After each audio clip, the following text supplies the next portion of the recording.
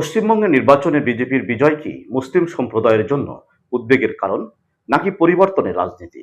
এ নিয়ে থাকছে সাপ্তাহিক উত্তর দিগন্তের বিশেষ বিশ্লেষণ। সাথে আছি আমি এম এ জাফর লিটন।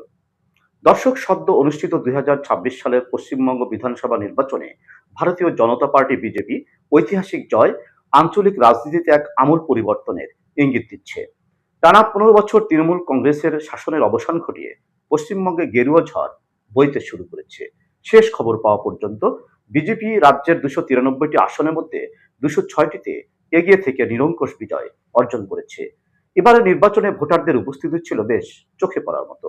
ভারতের স্বাধীনতার পর থেকে সব রেকর্ড ভেঙে এবার 92.93% ভোটার তাদের ভোটাধিকার প্রয়োগ করেছেন। পশ্চিমবঙ্গের এই রাজনৈতিক পট পরিবর্তনের সেদেশের মুসলমানদের জন্য হুমকি এবং বাংলাদেশের এক নতুন ভূ রাজনৈতিক চ্যালেঞ্জ ও সমীকরণ সামনে নিয়ে এসেছে।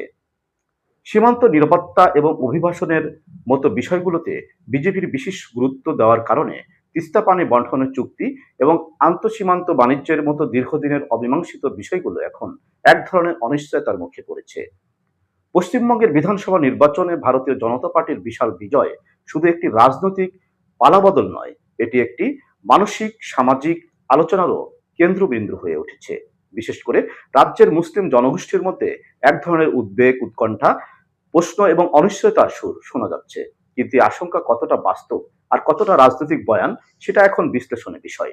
পশ্চিমবঙ্গে ঐতিহাসিকভাবে সাম্প্রদায়িক সহাবস্থানের এক অনন্য উদাহরণ। ভূ ভাষা, সংস্কৃতি, ধর্মের মানুষের সহাবস্থানে গড়ে ওঠা এ রাজ্যে রাজনীতির চরিত্র দীর্ঘদিন ছিল তুলনামূলকভাবে সহনশীল। তবে সাম্প্রতিক বছরগুলোতে রাজনৈতিক ধর্মীয় মেরুকরণের জন্ম হয়েছে। এই প্রেক্ষাপটে বিজেপির এই উত্থান অনেকের কাছে নতুন রাজনৈতিক বাস্তবতা, আবার অন্যদের কাছে তা এক ধরনের উদ্বেগের কারণ। মুসলিম সমাজে ও একটি অংশ মনে করে বিজেপির কিছু জাতীয় নীতি এবং রাজনৈতিক বক্তব্য তাদের পরিচয় ও অধিকারের উপর প্রভাব ফেলতে পারে। নাগরিকত্ব আইন, অভিন্ন দেওয়ানি বিধির মতো বিষয়গুলো নিয়ে তাদের মধ্যে শঙ্কা রয়েছে। এই আশঙ্কা একেবারে অমূলক নয়, কারণ রাজনৈতিক বক্তব্যের প্রভাব সামাজিক পরিবেশে প্রতিফলিত হতে পারে। এবং অন্যদিকে বিজেপি বরাবরই দাবি করে আসছে যে তাদের রাজনীতি ধর্মভিত্তিক নয়, বরং উন্নয়নের কেন্দ্রিক। তাদের ভাষ্য অনুযায়ী সরকার সকল নাগরিকের জন্য সমান সুযোগ ও নিরাপত্তা নিশ্চিত করতে প্রতিশ্রুতিবদ্ধ।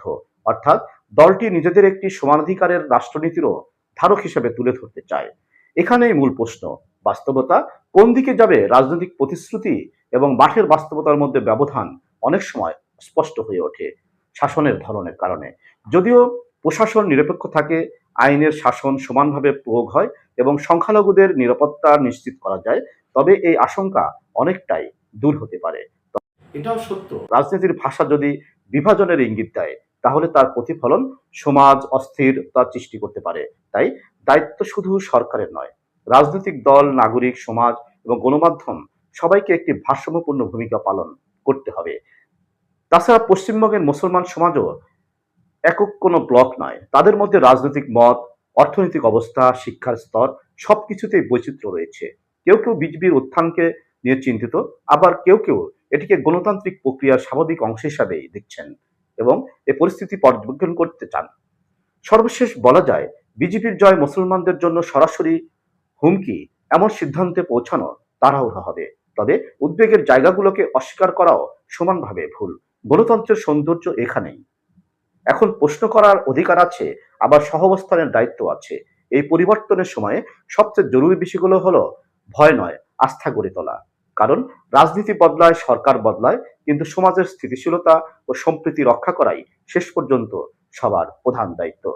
ধন্যবাদ সবাইকে।